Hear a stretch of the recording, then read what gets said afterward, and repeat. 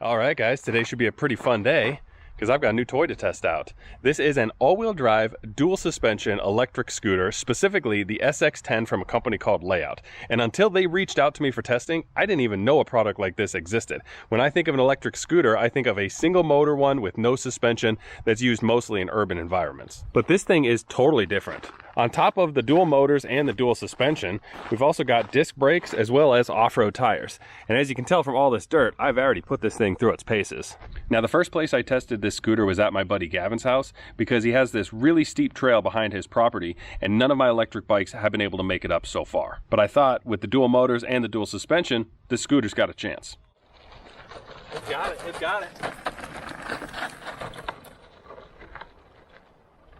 So we already know that this scooter can go more places than my electric bikes, but I was trying to think of what else you would need to know if you were in the market for an off-road scooter. Now, if you're like me, you would want to know what the top speed is, what the range is, how good it is off-road, how good it is on-road, and how much fun it is. So let's go through those one at a time. But before we do that, I should probably hit this thing with a pressure washer so that I can show you the features. So let's do that.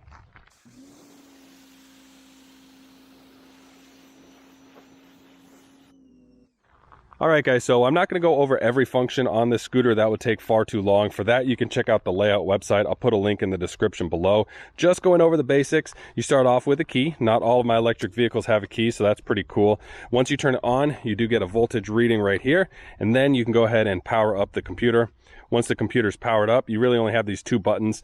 Using the mode button here, we can cycle through the three different factory set speeds. There's a ton of other stuff that this computer can do. Again, check out the website if you're interested in that. You've got the eco or turbo button right here, which is really just going to be slow or fast. In eco mode, you are limited to 15 miles per hour, but of course your battery will last a lot longer. You also have a single or dual motor function right here, which is exactly as it sounds. We've got our throttle up at the top here. We do have brakes on the right and on the left. Over here on the left, we've got our headlight switch. You also have turn signals, which are pretty cool. And then below the turn signals, we've got our horn. Now for these brakes, these are disc brakes, but they are not hydraulic disc. They are cable actuated disc. It probably doesn't make a huge difference with such small wheels. You do have two charging ports right here, but it comes with two chargers, so you can go ahead and charge through both of those ports at the same time. I've already mentioned the dual motors and the dual suspension. The only thing that's interesting, the suspension here, it seems to be fairly basic air shocks, and unfortunately, there's no Schrader valve that I can find anywhere on them, so they're non-adjustable. They are a little bit stiff for me. I weigh 160 pounds, and it seems like most of these electric vehicles that I test are dialed in for someone who weighs probably closer to 200, maybe up to 220 pounds. Still works for me, it's just a little bit on the stiff side. So for the first test, I'm going to take this thing on an off-road trail near my house, see how well it does off-road. We're then going to hit the pavement and do a top speed run. But before I can do that, I have to figure out how I'm going to mount some cameras to this thing. All right, I've got a little mount made up for the camera. So let's hit the road. All right, power on, mode 3, turbo on, dual. Let's go.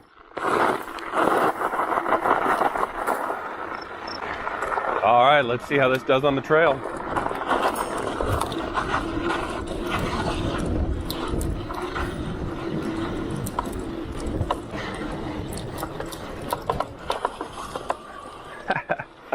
All right, so we're going about 25 miles an hour on that trail.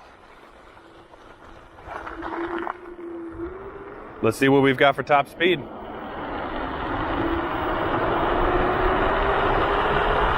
30, 35, 40.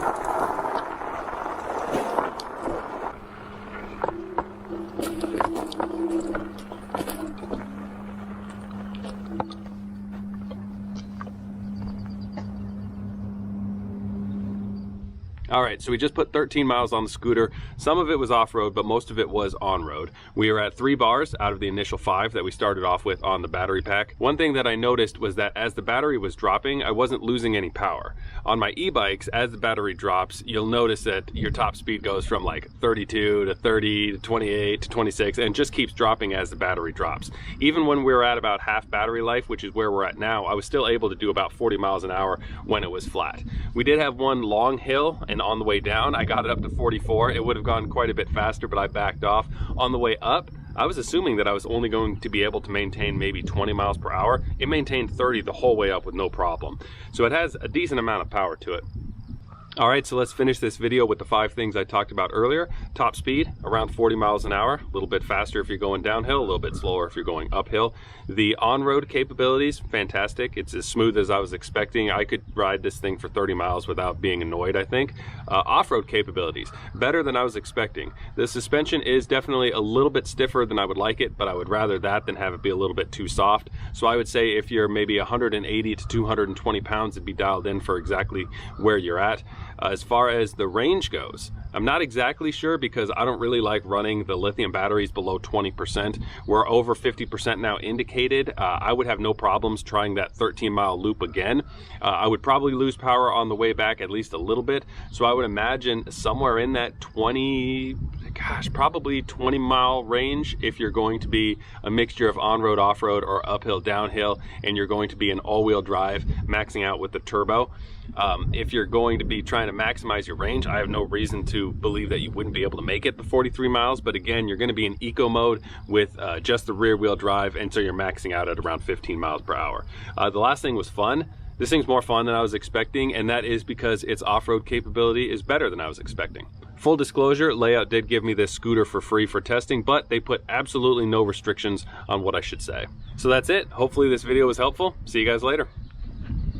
Thanks for watching, everybody. Bye-bye.